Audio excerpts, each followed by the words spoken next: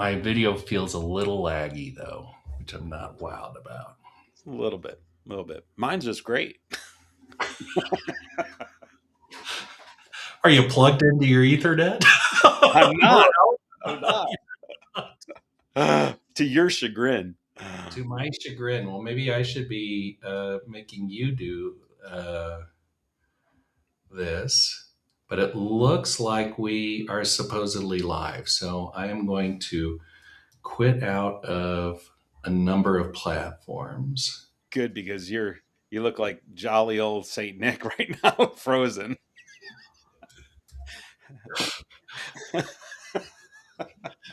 I should put up here. I should put up here, by the way, that we're much better lawyers. Oh yeah, yeah. We can entertain the we can entertain you all. I am not going to mess with stuff Perfect. right now. Okay, I'm got just it. I'm just happy there's only three possible people actually watching this right now. Right, and they're all related to us, and That's right. they all have to agree. Of course. Um, they all have to agree to love us and love what we do, and claim that they love what Yeah. they Please heart us and on. right. So far, we're just getting negative comments, Yeah, right? that's right. From our own family. Or from our own family. There we go. This is what I wanted. Okay. All right. So our topic today is the treatment triad in Colorado workers' compensation claims. And Mike, the last time I heard about the triad, it was the nuclear triad, which, of course, back in 2016, candidate Trump didn't know what the hell the nuclear triad was, and he still won. Oh my God, we're not making this political at all. We're not making this political, I right? love I love that you come out first with a political statement of some sort. And he still won. And but Why don't we so start I know talking what about the nuclear religion? triad is. What is the treatment triad in Colorado workers' compensation claims? Well, I first think we need to kind of bring it back a little bit. In Colorado, injured workers are entitled to all what's called reasonable, necessary, and related medical care. And that care can address both physical and psychological needs or sequelae of the work related injury. So, how I've described it to our clients, I call it the triad of treatment. And I didn't coin that phrase by any means, but I heard it a long time ago when I was a young attorney, impressionable attorney, and it made a lot of sense. And really, the concept is that you treat the physical aspects of an injury, you treat the sleep aspects of an injury, and you treat the psychological aspects of an injury, because they all play on one another. Um, Individuals who have suffered a physical injury, more times than not, they're dealing with chronic pain, and those who are dealing with chronic pain, what happens is they tend not to sleep, and when they string along several days of not sleeping, they become fatigued and they become emotionally, they get frustrated and they get angry. And I'm not just saying that the fatigue is the only thing that causes a psychological injury as a result of a work related injury. I'm just simply saying this tends to happen, and when you start losing sleep, it affects your emotional state and your psychological state. So the triad of treatment is you treat the physical aspects of an injury, you treat the sleep aspects of the injury, and you treat the emotional piece of the injury. And that's Okay, how I define the triad of treatment. we've got sleep, we've got physical, and we've got emotional. Correct? Correct. Okay. Um, tell me, because I mean, about what they should be doing or what they should be doing for. I mean, we all know the physical, right? That's kind of, but it's interesting to me that sleep gets overlooked as as a separate component other than emotional, right? Sure. So what would you expect for a physician to do for just the sleep component? I mean, there's a couple different things. I mean, first is, medication. I see a lot of medication being prescribed to address the sleep aspects of the injury, but I also see physicians understanding that the root cause of the sleep issues could be could be emotional, the emotional sequelae of an injury, but mostly it's with medications that I've seen physicians deal with the sleep aspect of the injury. And then do you kind of get any pushback from that in terms of? I mean, we're going to talk about psychological later. Sure. Okay. Do you get any? I mean, do you feel that that is a component that is well addressed with our current available occupational medicine physicians? I mean, I think overall, no, not really. Generally speaking, it really requires the injured worker to bring it to their physician's attention, saying, "Hey, I'm losing sleep. It's really affecting me. It's affecting my my daily life." And without bringing it up, because more often than not, the injured worker doesn't know exactly what to bring up to their workers' compensation physician. So um, it's often overlooked, but that's part of the culpability is that the injured worker is not bringing it up to their physician. I mean, um, what I've noticed, especially with, I mean, sleep, is it just gets cascaded into. It often just it might get noted by the doctor. Oh, they're complaining of sleep. I mean, first of all, I agree. If you're suffering a work injury, it's really difficult because you kind of have to figure what do you complain about or not, because like if you literally listed everything, you might be there for 20 minutes just listing all the things. So it's really important if you are treating with a physician where you get a sheet at the beginning of every appointment where they go, okay, please fill this out, and it's kind of like update us since the last time you saw us. That's your opportunity. That's your critical opportunity to be mentioning not only the physical complaints but also any sort of sleep effects or sleep deprivation effects, et cetera. You've got to do that. Um, and I think that it would also come in like we've got clients who can't sleep in their beds anymore.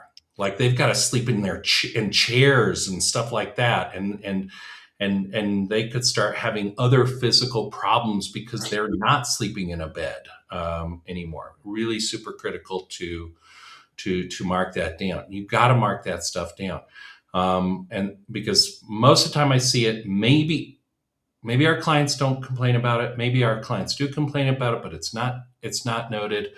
So you got to do that worksheet that they give you. And if they don't give you a worksheet, then obviously you should be with a lawyer that's giving you a worksheet to give to the doctor so that it can be part of that.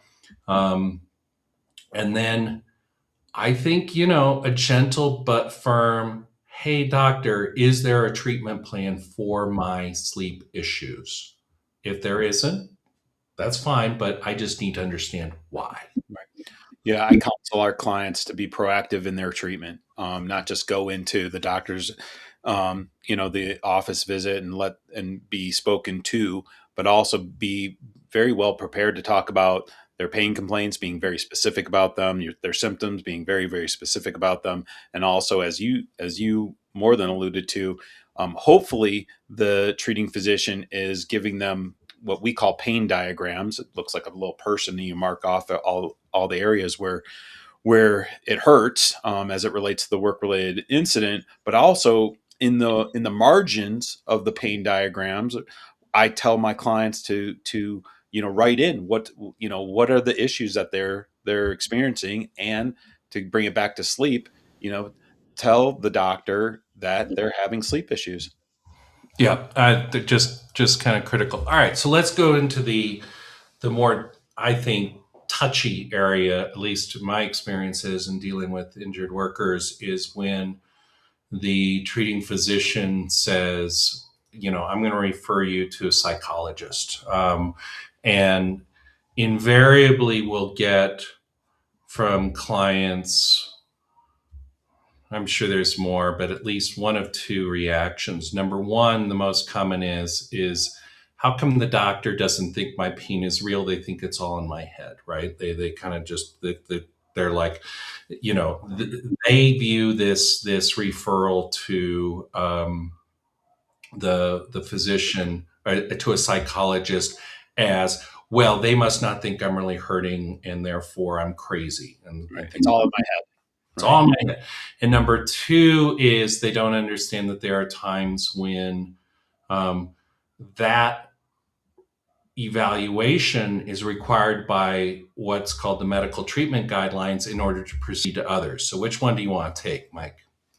I mean, let's talk about the former. Um, I too have clients who say, "Hey, they just think it's in my head," and I have to be honest. Some doctors, who think that, but most of the time, they want you to see a psychologist or a therapist to help you, gain the tools that will help you cope with the effects of your injury. And not to digress, but with my mechanics, who, stereotypically, I don't have too many mechanics who are on, going to a therapist on a regular basis. But I tell them, I'm like, look, are you a good mechanic? And they say, oh, of course, yeah, I'm a good mechanic. I'm like, if you had a full snap on tool set, could you fix my car? Oh yeah, of course I could fix my car. I'm like, what about if I just gave you a hammer and a wrench and a screwdriver? Would you be able to fix my car? And they say, that's probably hard. And why I give that analogy is like going to a therapist or a psychologist or a psychiatrist. It puts more tools in your toolbox to help you cope with your injury. And so I want to give you as many tools as possible to help you with your injury. So Mhm. that's how I approach our clients when they say, "Oh, they just think I'm crazy." I do a little something a little more touchy feely. Oh wow, that's that is pretty rich. I'm can't Like, wait. yeah, they think you're crazy. No.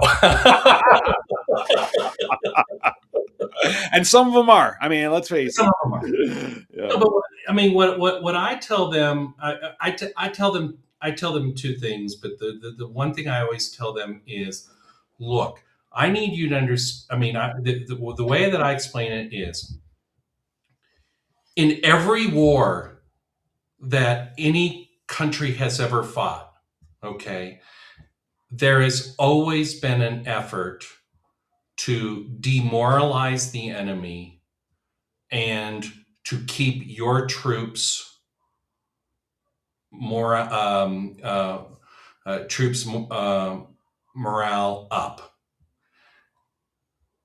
Napoleon once said that a soldier will do amazing things for a bright piece of ribbon on their uniform, right? And it's all about morale, okay? And the reason is it doesn't matter how good of an army you've got, how good of a plan you've got, how well equipped they are if they're demoralized. And so, therefore, a lot of psychological counseling is about keeping your morale up, helping you start to really approach things with a better attitude, not about your fault. Are you demoralized? Absolutely. Do you deserve to be demoralized? Absolutely. Your life has been upended. Your life has changed, for the worst. Everything that you used to be able to do is now into question. Absolutely, you're demoralized. And so, therefore, the psychological counseling that they're sending you to is their effort for, in Navy jargon, is their MWR, their morale, welfare, and recreation to help you approach it, because the more optimistic and positive you approach your whatever problem it is, that's going to increase your chances to get a resolution of that problem much easier, much faster, maybe, than it would be if you're there going, everything's awful, nothing's going to help, etc. I think it's also worth talking about, like, it's not just with head traumas that people, suffer a psychological injury. Britton alluded to it a little bit. There's this, you know, um, what often happens is that when work defines a lot of your life and you are now taken off work completely and you're not providing and you're not, you're having financial difficulty because you're only getting 2/3 of your wages. That plays on injured workers and it gets them upset. It gets them depressed. Uh, they grow frustrated and angry. And you're exactly right. You want to try to keep their morale up as much as possible, because the fact is, everybody, Britton and I, we probably have lost count on how many people have separated or gotten a divorce as a result of a work related injury. Or, I, I do know the number over the last 25 years of how many clients of ours have committed suicide as a result of their injury. So this could be some very serious effects on the injured worker, not just on them, but on the entire family unit. And so Yeah. to go to a therapist, yeah, you're exactly right. It's to keep their morale up. And then let's talk a little bit. And if you already addressed it, I apologize. Not listening. Yeah. Blah, blah, blah, Yeah. blah. Oh my God. You guys just keep on talking. I don't know. Um, but again, there are a number of medical treatments where a psychological evaluation is a prerequisite. You can't get certain forms of medical treatment without going through even just a psychological evaluation. And we can debate about whether we think those are reasonable grounds to deny somebody a surgery or something that they need, but sometimes you're sent just as a matter of course, you know, Yeah. Yeah. for it. Yeah, it's required. So it's a little difficult, Mike, about if you do have a client who is going to some sort of psychological counseling, I mean, we don't want them to talk about the frustration of their lives, not getting the beloved sled rosebud, but that's a Citizen Kane reference. But I Yeah. mean, how much do they? I know old man, but Um, it I know where you're going with this. It's like, well, how much do you share with your therapist? How much do you share with the who's psychiatrist? paid by work comp, whose reports will be read by work comp. Yeah, and I will tell you that I struggle with this because I know well enough that you got to show up. You got to show up. And what do I mean by that? You have to be willing to be vulnerable. You need to be willing to share. You need to be willing to really put yourself out there, because that's the key to getting good therapy. Why that can be problematic is that what you're sharing is broadcast. Broadcast may be a little bit hyperbolic, but like, people are looking at these notes. Not everybody, but like all those who are responsible for adjusting the case, your adjuster, being the primary one, they're looking at these notes, and often my clients are scared. About their employer reading these notes, especially if they're like, oh, my employer has treated me poorly, during this process, and I'm very upset with that. So yeah, you got to tread lightly when given advice like that. Yeah, it's always a bit of a tightrope, but that's another reason why you get an attorney, because everybody in the system that you deal with in workers' compensation, this is not their first rodeo. The doctor who sees you has seen 10 or more patients that day. The adjuster has 100 files plus, et cetera. Everybody in this system runs this maze every single day. And it's one of the more important reasons why you need somebody to guide you. As I kind of say to my folks, let us be, you are Luke Skywalker, let us be Yoda to help guide you and walk you through this system. Closing thoughts, Mike? Yeah, just I mean, I think I'd like to use a different analogy to show the urgency of at least understanding your rights. Like Britt and I, if you're in the work comp system, you're in a minefield, and there's lots of mines that you can hit that can compromise your rights and your claim. And Britton and I and our team just guide you through, so you don't hit those mines that hurt you. And part of that guidance is, how do you approach your doctors? How do you approach your therapist? How do you get the treatment that you deserve and that you have a right to? Right. Right. That's what we do. Yeah. Well, as you've seen, there's so many different ways to reach out to us. You can call us on our telephone number for um, to get a free consultation. You can also, again, go to our website, fill out some intake form. You can text us as well. Either way, please do get the help and advice you need to navigate this field of law. If you or someone you know and love has been injured, please tell them to contact us. Our consultations are free, they're confidential, and as always, we don't charge unless we are able to recover benefits for you. And with that, thank you for spending part of your day with us.